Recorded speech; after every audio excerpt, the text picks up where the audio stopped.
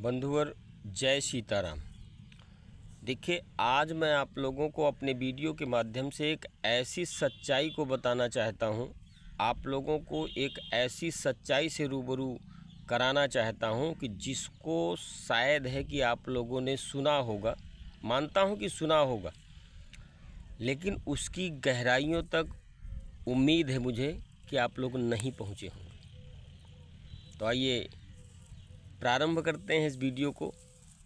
एक निवेदन आप लोगों से करूंगा कि जो सज्जन इस वीडियो में नए हैं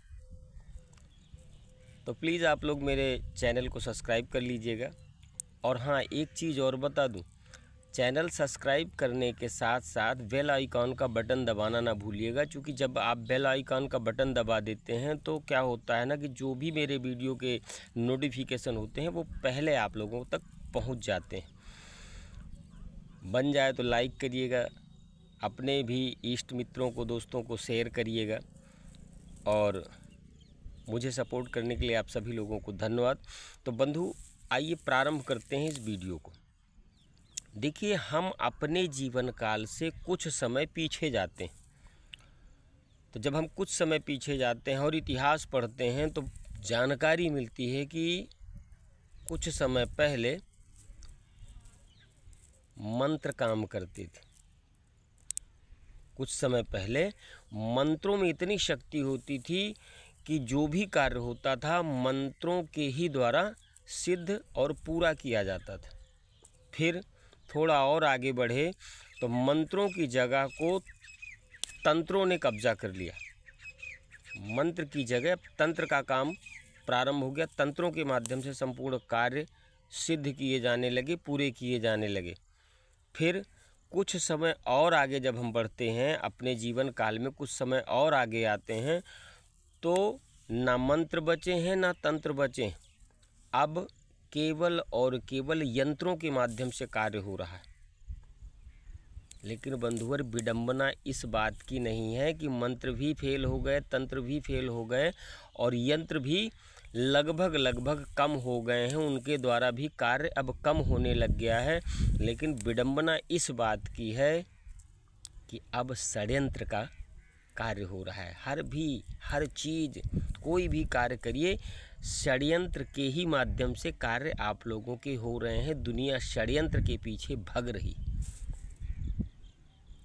निवेदन कर दूं महाराज आप लोगों से, केवल और केवल हम अपने आप पर यदि भरोसा करना सीख जाएंगे तो हमें इनमें से किसी चीज़ों की आवश्यकता नहीं पड़ेगी। कमी कहाँ पर है हम लोगों में, गलतियाँ हम लोग कहाँ करते हैं कि हम लोग एक दूसरे के प्रति ईर्ष्यालु हैं। ईर्ष्या है हमारे अंदर, जलन है हमारे अंदर कि अगला व्यक्ति ऐसा कैसे हो गया। मित्रवर, यदि ईर्ष्या करनी है तो उसके बढ़ने पर नहीं, बल्कि उसने कैसे आगे अपने आप को बढ़ाया है, किस तरीके से वो सफल हुआ है, उस चीज़ को देख करके सीखिए। और यदि आप नहीं सीख पा रहे हैं तो अपने आप में ईर्ष्या करिए ना कि कहाँ मुझसे गलती हो रही है, कहाँ मैं विफल हो रहा हूँ, सफलता नहीं मिल पा रही, उस चीज़ को सुधारने का प्रयास करिए, ना कि किसी बढ़ने वाले व्यक्ति की टांग घसीटना। मेरे कहने का आशय आप लोग समझ रहे होंगे। तो देखिए, जितना हो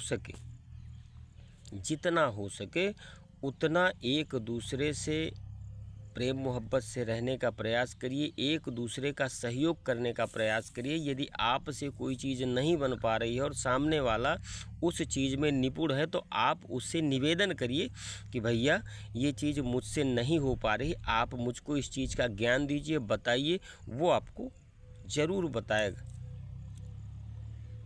क्योंकि इसी जबान में, इसी वाणी में सब कुछ है महाराज।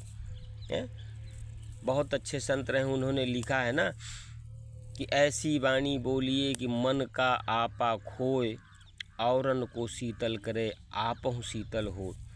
तो इसी वाणी में मधुरता है, मिठास है। इसी वाणी से आप राजा को भी अपने प्रति आकृष्ट कर सकते हैं और इसी वाणी से आप राजा के बहुत बड़े गुनहगार भी बन सकते हैं। वाणी में संयम रख करके है, जब हम निवेदन करते हैं तो हर व्यक्ति हमारी बातों को स्वीकार करता है, सुनता है और मदद करने का पूरा प्रयास करता है। और निवेदन की जगह जब आदेश ले लेता है, यानी हम निवेदन नहीं करते और आदेश देते हैं, तो वो व्यक्ति हमारी मदद, हमारी सहायता कभी नहीं करेगा। हाँ, यदि हमसे कमज़ोर है तो फिर हमारे दबदबे के चक्कर में, दबंगई के चक्कर में हमसे वो लड़ना नहीं चाहता, इसलिए वो हमारी आज्ञा का पालन करेगा, लेकिन उसका दिल दुखेगा। और यदि हम निवेदन करेंगे तो वो चाहे कमज़ोर हो या अमीर हो, निवेदन करने पर एक बार व्यक्ति ज़रूर हमारे सामने झुकेगा, हमारी बातों को समझेगा, सुनेगा और स्वीकार करेगा और हमारी मदद करने के लिए तत्पर हो जाएगा। तो निवेदन करूँगा बंधुओं, सभी लोग प्रेम से रहें, सौहार्द से रहें और एकजुट होकर के रहें, क्योंकि ये कलयुग चल रहा है। और किसी ने कहा है ना कि कलयुग में संगठन बहुत बड़ी शक्ति होती है। जय सिया राम।